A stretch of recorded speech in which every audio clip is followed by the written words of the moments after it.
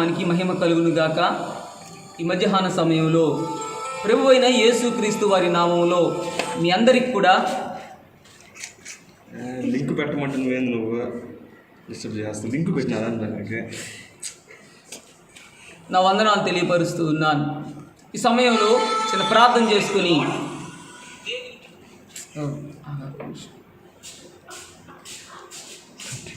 చేసుకుని దేవుని వాక్యంలో మనం ముందుకు సాగుదాం. పరిశుద్ధుడా, మీకు స్తోత్రాలు చెల్లిస్తూ ఉన్నాం నాయన. గత కాలం అంతా మీ కృపలో భద్రపరుచుకొని ఇంతవరకు మమ్మల్ని సజీవులుగా నిలబెట్టి నడిపిస్తున్నటువంటి విధానాన్ని బట్టి మీకు స్తోత్రాలు. ఈ సమయంలో మీ మాటలను మేము ధ్యానం చేసుకుని పోచుంటుండగా మీ ఆత్మ సన్నిధి మాతో ఉంచి నడిపించమని ప్రార్థిస్తూ యేసు నామములో అడిగి వేడుకుంటున్నాం తండ్రి, ఆమేన్. ప్రియ దేవుని బిడ్డలారా, ఈ సమయంలో పరిశుద్ధ గ్రంథంలో నుండి ఒక మాటను మనం చదువుకుని దేవుని వాక్యంలో మనం ముందుకు సాగుదాం.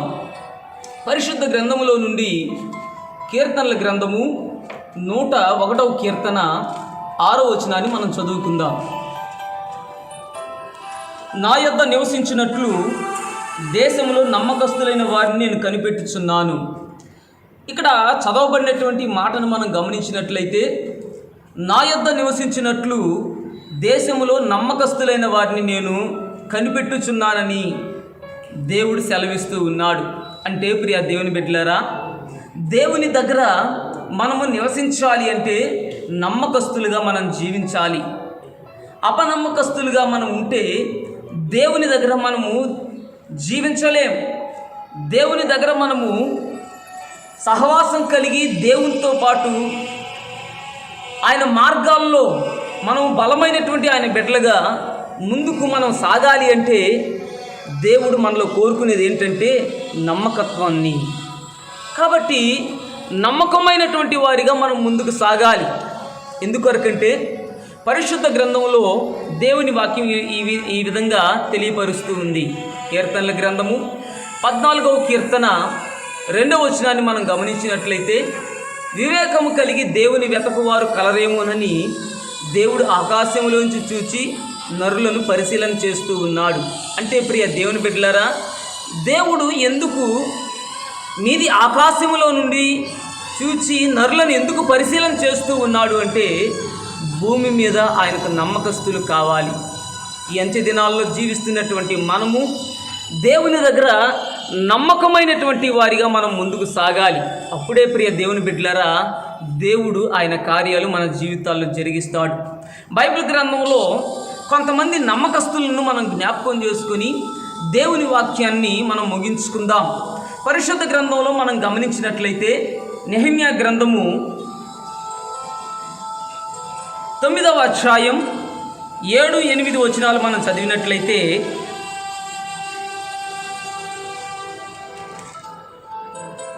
దేవా యెహోవా అబ్రామును ఏర్పరచుకొని కల్దీయుల ఊరు అను స్థలము నుండి యువతలకు అతని రప్పించి అతనికి అబ్రహామును పేరు పెట్టిన వాడవు నీవే.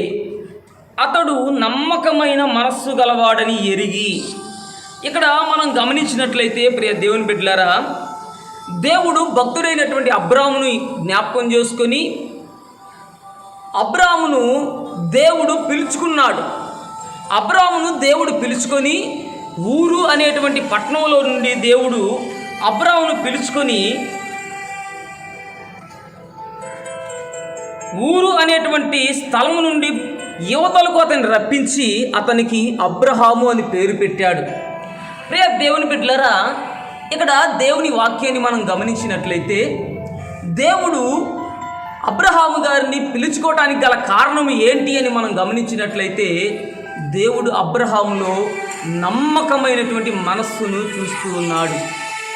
అంటే ప్రియ దేవుని బిడ్డలారా, నమ్మకమైనటువంటి మనస్సు కలిగినటువంటి వానిగా దేవుని దృష్టిలో అబ్రహాము కనిపిస్తూ ఉన్నాడు. కాబట్టే దేవుడు అబ్రహామును తన కొరకు ఏర్పాటు చేసుకొని నమ్మకమైన మనస్సు కలిగినటువంటి పెట్టకుండా అతన్ని దీవించి ఆశీర్వాదం చేశాడు. దేవుని బిడ్డలారా, అబ్రహాము కనుక మన అబ్రహాము లాంటి నమ్మకం దేవునిలో మనం ముందుకు సాగినట్లయితే అబ్రహామును ఆశీర్వదించి గొప్ప చేసినటువంటి దేవుడు మనలను కూడా జ్ఞాపకం చేసుకుంటాడు. మనం రెండవ భక్తుని గురించి మనం గమనించినట్లయితే ప్రియ దేవుని బిడ్డలారా, పరిశుద్ధ గ్రంథములో నుండి సంఖ్యాకాండము 12వ అధ్యాయము 7వ వచనాన్ని మనం గమనించినట్లయితే ఇక్కడ దేవుడు ఉన్నాడు. అతడు వాడిగా దేవునికి కనిపిస్తూ ఉన్నాడు. కాబట్టి దేవుడు మోషేను జ్ఞాపకం చేసుకుని ఇశ్రాయేలు ప్రజలను ఐగుప్తు దేశములో నుంచి విడిపించటానికి ఒక గొప్ప నాయకుడిగా ఏర్పాటు చేసుకున్నాడు. కాబట్టి ప్రియ దేవుని బిడ్డలారా, మనం కూడా దేవుని ఇల్లంతటిలో నమ్మకమైనటువంటి వారిగా మనం జీవిస్తే దేవుడు మనల్ని కూడా జ్ఞాపకం చేసుకుని మన ద్వారా కూడా దేవుడు గొప్ప కార్యాలు జరిగిస్తాడు. మూడవ భక్తుని మనం గమనించినట్లయితే ప్రియ దేవుని బిడ్డలారా, మనము సమూయేలు మొదటి గ్రంథము 22వ అధ్యాయము 14వ వచనాన్ని మనం గమనించినట్లయితే, అహిమేలెకు రాజునకు అల్లుడై నమ్మకస్తుడై ఆలోచనకర్తై నీ నగరిలో ఘనత వహించిన దావీదు వంటి వాడు నీ సేవకులందరిలో ఎవడున్నాడు? ఇక్కడ మనం గమనించినట్లయితే ప్రియ దేవుని బిడ్డలారా, ఇక్కడ భక్తుడైనటువంటి దావీదు మనకు కనిపిస్తూ ఉన్నాడు. ఇక్కడ అహిమేలెకు అనేటువంటి వ్యక్తి రాజైనటువంటి సౌలుతో ఈ విధంగా తెలియపరుస్తూ ఉన్నాడు. రాజునకు అల్లుడై నమ్మకస్తుడై. హల్లెలూయా. అంటే ప్రియ దేవుని బిడ్డలారా, భక్తుడైనటువంటి దావీదు దేవుని దృష్టిలో నమ్మకస్తుడిగా కనిపిస్తూ ఉన్నాడు. దేవుని దృష్టిలోనే కాదు, రాజైనటువంటి సౌలు దృష్టిలోను, ఇశ్రాయేలు ప్రజలందరి దృష్టిలో ప్రియ దేవుని బిడ్డలారా, భక్తుడైనటువంటి దావీదు నమ్మకస్తుడిగా ఉంటూ ఉన్నాడు. అందుకే దావీదు జీవితంలో ఎన్నో కష్టాలు, ఎన్నో బాధలు, ఎన్నో ఇబ్బందులు ఎదురైనప్పటికీ కూడా వాటన్నిటిలో నుండి దేవుడు భక్తుడైనటువంటి దావీదును తప్పించి గొప్ప రాజును చేశాడు.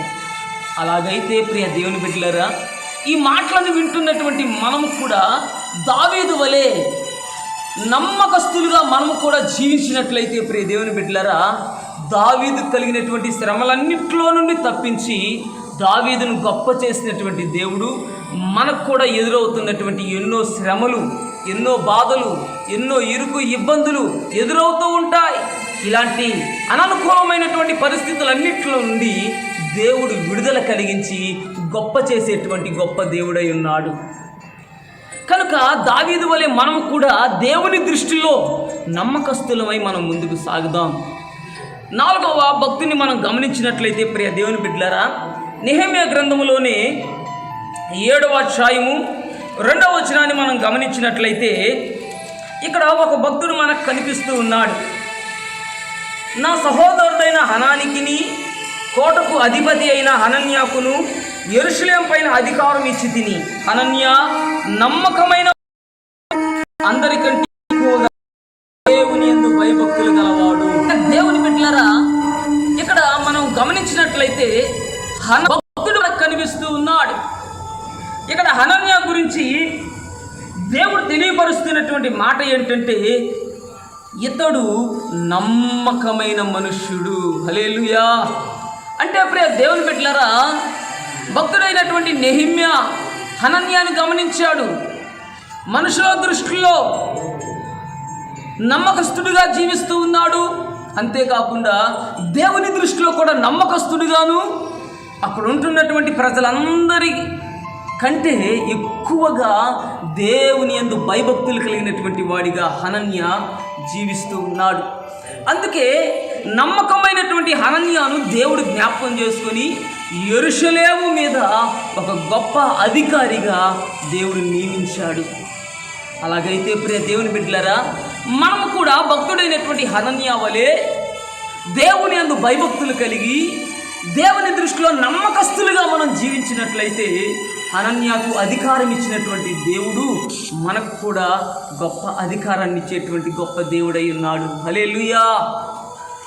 పరిశుద్ధ గ్రంథంలో మరొక మాటను మనం గమనించినట్లయితే ప్రియ దేవుని బిడ్డలారా, కొలస్సీలకు రాసిన పత్రిక 1వ అధ్యాయము 7-8 వచనాలు మనం గమనిస్తే,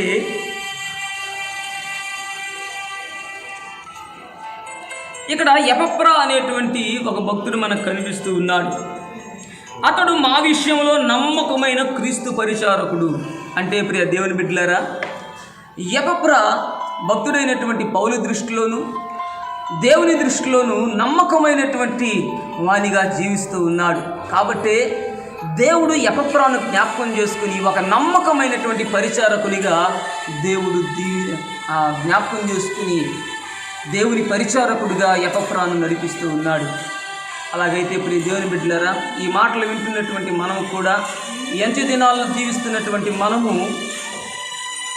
లోకం దృష్టిలో, మనుషుల దృష్టిలో మనం నమ్మకస్తులుగా జీవించక, మన కొరకు పరలోక సింహాసనాన్ని విడిచి లోకంలోనికి వచ్చి మన పాపాలు, మన అపరాధాలు ఆయన మీద వేసుకుని మన కొరకు కలువరి శిలువలో ఎన్నో శ్రమలను అనుభవించి మన కొరకు రక్తము చిందించి ఆయన కార్చిన రక్తం ద్వారా మన పాపాలన్నీ కడిగి మనల్ని విలువ పెట్టి తన కొరకు కొనుక్కొని మన కొరకు కలువరి శిలువలో మరణించి సమాధి చేయబడి 3వ దినాన తిరిగి లేచినటువంటి మన ప్రభు అయిన యేసుక్రీస్తు ప్రభుల వారి దృష్టిలో మనం నమ్మకస్తులుగా మనం జీవించినట్లయితే ప్రియ దేవుని బిడ్డలారా, నమ్మకమైనటువంటి యేసయ్య మనల్ని జ్ఞాపకం చేసుకుని ఆయన గొప్ప కార్యాలు మన పట్ల జరిగిస్తాడు. కాబట్టి అంత్య దినాల్లో జీవిస్తున్నటువంటి మనము నమ్మకమైనటువంటి యేసుక్రీస్తు ప్రభుల వారి వైపు చూస్తూ ఈ లోకంలో నమ్మకస్తులుగా ముందుకు సాగుదాం. అలాగే మనం ముందుకు సాగినప్పుడు దేవుడు ఆయన విలువైనటువంటి ఆశీర్వాదాల చేత నింపి మనల్ని వర్ధిలింప చేస్తాడు. కనుక అంత్య దినాల్లో జీవిస్తున్నటువంటి మనము అలాంటి నమ్మకస్తులమై దేవునిలో మనం ముందుకు సాగుదాం. దేవుడి మాటలు మన వినికిల్లో దీవించి ఆశీర్వదించునుగాక. ఆమేన్. ప్రార్థన చేసుకుందాం. పరిశుద్ధుడా, మీకు స్తోత్రాలయ్యా. ఈ సమయంలో మీరు ఇచ్చిన ఈ వాక్కులను బట్టి మీకు స్తోత్రాలు. వింటున్నటువంటి వారి జీవితాల్లో మీ కార్యాలు జరిగించి మీ నామానికి మేము తెచ్చుకోమని ప్రార్థిస్తూ యేసు నామములో అడిగి వేడుకుంటున్నాం తండ్రి. ఆమేన్.